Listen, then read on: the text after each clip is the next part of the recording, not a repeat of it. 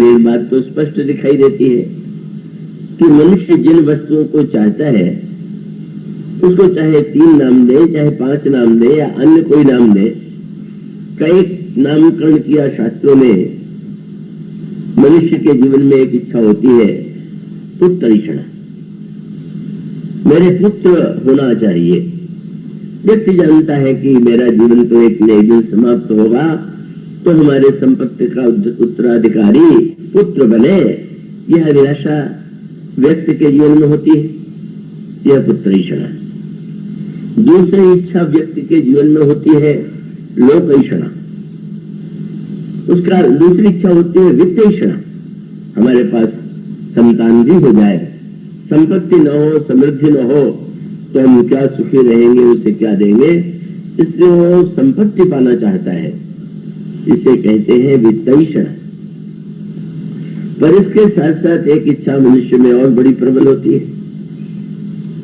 मेरा नाम हो, मेरा यश हो, मेरी कीर्ति हो, लोग मेरी प्रशंसा करें। और इसे शास्त्र में नाम दिया गया लोकैषणा। अभी उसकी ओर संकेत किया हनुमान जी की यात्रा में, कैसे समुद्र पार करते हुए स्वर्ण पर्वत का जब वो परित्याग कर देते हैं तो लोकैषणा के रूप में सुरता सामने खड़ी हो जाती है। बार बार यह कहा गया कि ये तीनों इच्छाएं निंदनीय है, इनका त्याग करना चाहिए, पर यह अधूरा सत्य है। कहने से क्या होगा कि इन तीनों इच्छाओं का त्याग कर देना चाहिए? कहने से कोई पुत्र की इच्छा छोड़ दे, धन की इच्छा छोड़ दे, कीर्ति की इच्छा छोड़ दे, ऐसा तो संभव नहीं होता। और तो हमारे शास्त्रों ने यह बताया कि ठीक है, इच्छाओं की पूर्ति कैसे हम करें। एक बात, अगर हम धन पाना चाहते हैं तो धन को पाने का क्या मार्ग है, और अगर हम पुत्र को पाना चाहते हैं, अगर पुत्र की उपलब्धि है तो कैसे होनी चाहिए। और अगर व्यक्ति ये चाहता है कि मुझे कीर्ति मिले, मेरा नाम हो, लोग मेरी प्रशंसा करें, तो कीर्ति पाने का क्या उपाय है, क्या मार्ग है? और उसका उत्तर यही है, इसकी चर्चा कल भी प्रारंभ की गई कि अगर उस वित्तैषणा या पुत्रैषणा का उद्देश्य अगर केवल यह हो, एक मनुष्य में एक होती है कल्पना, वह मान के चलता है कि अगर पुत्र के लिए हम कुछ करेंगे तो वृद्ध होने पर पुत्र भी मेरी सेवा करेंगे। ऐसे सौभाग्यशाली पिता होते हैं जिनके पुत्र पिता की सेवा करते हैं, पर बहुत बड़ी संख्या तो ऐसे पुत्रों की होती है कि जो पिता को कष्ट ही देते हैं, सुख तो नहीं दे पाते। जैसे पुत्र शब्द का संस्कृत में अर्थ है, शास्त्रों ने कई प्रकार के नाम दिए हैं नरक को, उसमें ऐसे एक नाम है पुण्य। तो पुत्र माने उस नरक से जो बचा ले, उसका नाम पुत्र है। शास्त्र कहते हैं पुत्र नहीं होगा तो व्यक्ति को पुण्य नाम के नरक में जाना पड़ेगा, इसलिए पुत्र यदि होगा तो उसके परिणाम स्वरूप व्यक्ति पुण्य नाम के नरक में नहीं जाएगा। तो शास्त्र ने तो बड़ा महत्व दिया, लेकिन प्रश्न तो ये है कि मरने के बाद पुण्य नाम के नरक से तो पुत्र बचा देगा क्योंकि पुत्र हो गया, पर जो जीते जीवन को नरक बना दे उसके लिए आप क्या करेंगे? समझा तो ये है, आप पुण्य नाम नरक से बचेंगे कि नहीं बचेंगे इसका पता तो बाद में चलेगा, वो तो कोई प्रमाण पत्र नहीं। पर जीते जी नरक बना देना ही तो बहुत अधिक संभव है पुत्र के द्वारा। इसीलिए व्यंग किया कबीर ने, कई व्यक्ति अपने पिता को बड़ा कष्ट देता था, उपेक्षा करता था, लेकिन जब उनकी मृत्यु हुई तो उसने बड़े धूमधाम से उनकी अर्थी निकाली और जब भोज आज दिया तो ऐसा विशाल कि लगा कि पुत्र के प्रति तो, पिता के प्रति तो बड़ा श्रद्धालु था, कितना बड़ा कार्य किया इसने पिता के लिए। कबीर राय जी से किसी ने कहा कि समझते थे कि ये लड़का पिता का भक्त नहीं है, लेकिन अभी आजकल तो अब इतना तो चिंता है कि पिता की हड्डी भी ले जा रहा है तीर्थराज प्रयाग में डालने के लिए, गंगा जी में डालने के लिए, इतना दान कर रहा है। तो उन्होंने अपने अक्खड़ स्वभाव से कहा कि ठीक ही तो है, जियत बाप से दंगम दंगा, उमरे हाड़ पहुंचावे गंगा। जीते जी दंगा करते रहे और जब हड्डी रह गई तो उसको गांव में पहुंचा रहे। तो वही पुत्रैषणा मनुष्य के जीवन में यदि है तो उसे टाला तो नहीं जा सकता। पर पुत्रैषणा का वह स्वरूप आप देखेंगे, महाराज दशरथ के जीवन में भी पुत्र पाने की इच्छा हुई, पर फिर वही बात आई, पुत्र पाने की पद्धति क्या है, पुत्र कैसे पाया जाए।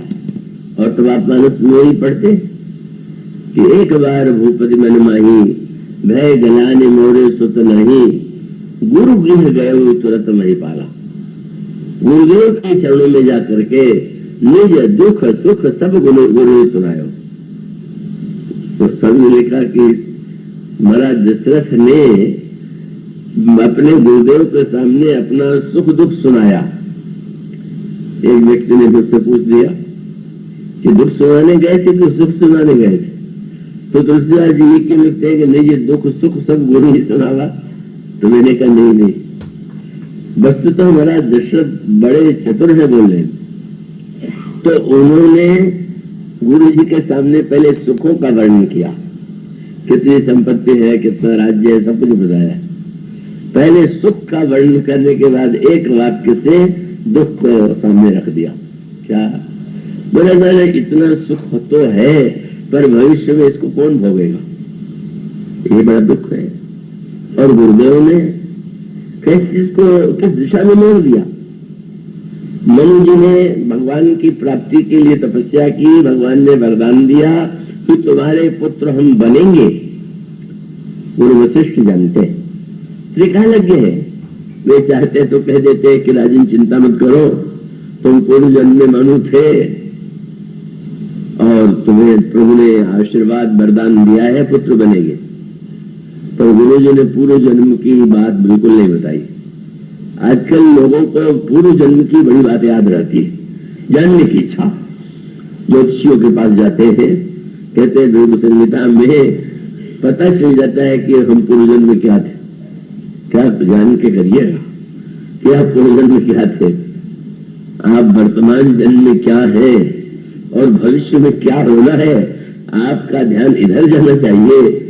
इसलिए रामायण में आपके देखेंगे कि पूर्व जन्म की बात बहुत कम बताई गई। ये संकेत का अभिप्राय क्या है कि पूर्व जन्म की बातों की स्मृति से लाभ कम और हानि अधिक। हाँ, ऐसा व्यक्ति जिसके जीवन में पूर्व जन्म की याद जो है, अगर उसको सही दिशा में ले जाए तो बहुत अच्छा है। तो मान लीजिए किसी व्यक्ति ने आपके ऊपर प्रहार किया हो या हत्या ही कर दी हो और बाद में वही पुत्र के रूप में जन्म ले ले और आपको याद आ जाए तो आपकी क्या दशा हो जाएगी।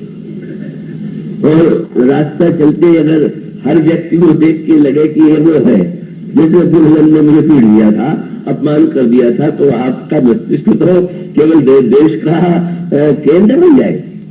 इसलिए कितनी विशेषता है गुरु की। गुरु गृहस्थ के प्रलोभन के द्वारा ये नहीं कह देता है। जब पार्वती जी का हाथ देखा तो नारद ने कह दिया कि पुत्री तो बहुत योग्य है, लेकिन क्या बतावे, इसको जो पति मिलेगा उसमें तो इतने दोष होंगे, अगुण, अमान, मां तो पितुहीना, उदासीन सब संशय छीना, योगी जटिल अकाम मन, लगन अमंगल वेश, अस स्वामी यही कह मिली परिय हस्तरेश। इतने अवगुणों वाला पति इसको मिलेगा। नारद जी जानते हैं कि शंकर जी से ही विवाह होना है। नारद जी जानते हैं कि शंकर जी की शक्ति है, पर बात बिल्कुल नहीं बताते कि शिव की पत्नी है। पूर्व जन्म की बात तब उन्होंने बताई जब मैना ने विवाह करना अस्वीकार कर दिया। ऐसे पागल को अपनी कन्या में नहीं क्यों?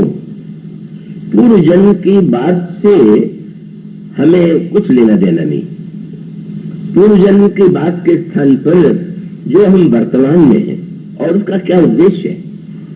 अगर महाराज दशरथ को यह बता दिया जाए कि आप तो पूर्व जन्म में मरु थे, तो आपको तो भगवान ने वरदान दिया है, तो उनके जीवन में यज्ञ भावना का उदय नहीं होगा।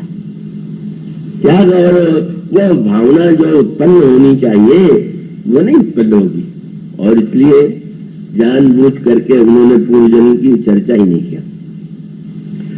पार्वती जी के प्रसंग में उन्होंने पूर्व जन्म की बात नहीं बताई, पर जब मैना और हिमांचल दुखी हो गए कि महाराज ऐसा पति जिस मेरी कन्या को मिलेगा, आप उसको श्रेष्ठ कह रहे, तो कहने लगे कि हाँ है तो ऐसा है, पर एक उपाय मैं बताता हूं।